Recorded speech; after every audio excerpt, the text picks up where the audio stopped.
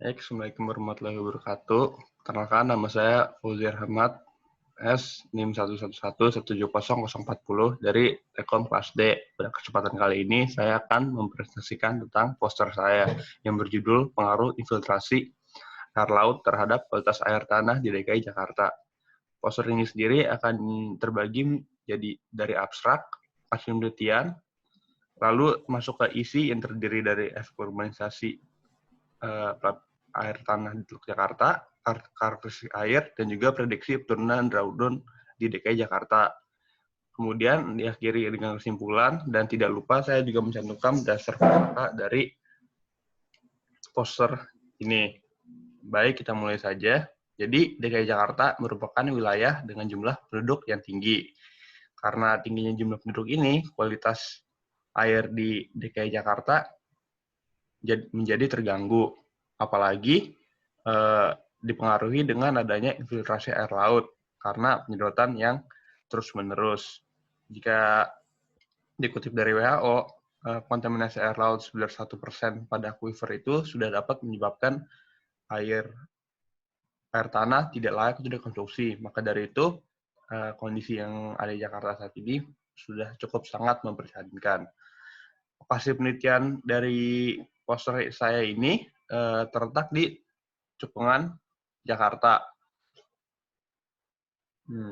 Cekungan Jakarta terdiri jadi 5 zona, yaitu zona pertama merupakan akuifer dangkal yang tersusun dari batu pasir, konglomerat, dan batu lempung. Zona 2 dan 4 berupa lapisan aqua fluid yang disusun oleh batu lempung dengan sisipan pasir.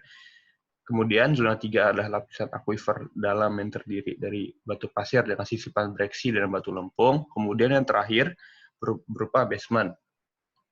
Oh ya, tidak lupa metode penelitian dari poster saya ini merupakan menggunakan metode referensi, yaitu pengumpulan data-data dari paper lain yang kemudian dipelajari dan disajikan berdasarkan dengan topik. Kita langsung saja. Kemudian ada efek urbanisasi terhadap lepasan air ke Teluk Jakarta. Jadi penyedotan air dalam jumlah besar itu mengakibatkan unsur-unsur hara dari tanah yang terbawa oleh air itu tidak sampai dengan baik. Penelitian dari Umezawa tahun 2009 ini menunjukkan jika penyedotan yang berlebih menyebabkan suatu unsur yang dimana digunakan unsur 222 randon ini tidak sampai dari daerah tinggian menuju rendahan karena tingginya penyedotan air di DKI Jakarta. Kemudian ada prediksi turunan drawdown di Jakarta. Jadi penelitian dilakukan oleh Umezawa memprediksi secara numerik akibat dari penurunan drawdown di DKI Jakarta. Jika dilihat dari gambar ini, beliau menjelaskan jika dari kurun waktu 2018 hingga 2038, infiltrasi air laut di DKI Jakarta akan semakin parah.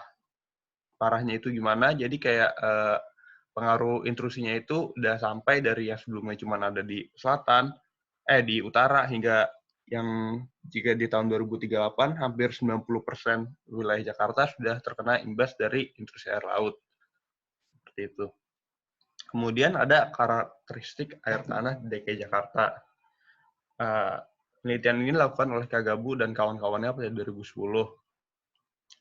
Berdasarkan penelitiannya, dia membagi air tanah di DKI menjadi 3 kelompok. Kelompok pertama itu air tanah dangkal, yang kedua merupakan kelompok air yang bertipe NaCl, itu tipe yang ada pengaruh dari air laut, dan juga tipe 3 yang merupakan transisi dari keduanya.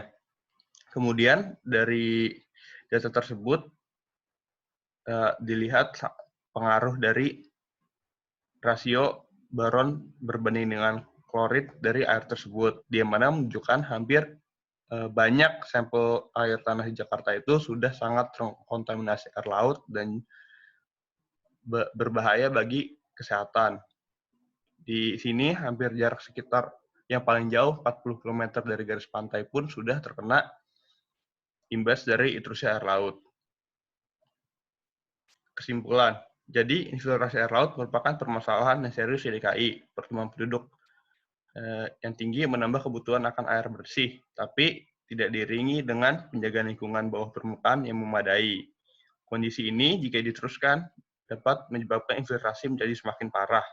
Diperkirakan pada tahun 2028, intrusi air laut akan mencapai wilayah Jakarta Barat dan Jakarta Timur, dengan kecepatan intrusi air laut sekitar 2 hingga 4 km per 3 tahun. Infiltrasi menyebabkan berkurangnya penyimpanan air tawar dan kontaminasi sumber produksi. Kontaminasi air di atas 1% pada aquifer atau sekitar 250 mg per liter klorid dapat menyebabkan air minum tidak layak dikonsumsi. Berikut merupakan dasar pustaka yang saya pakai dalam pembuatan poster ini.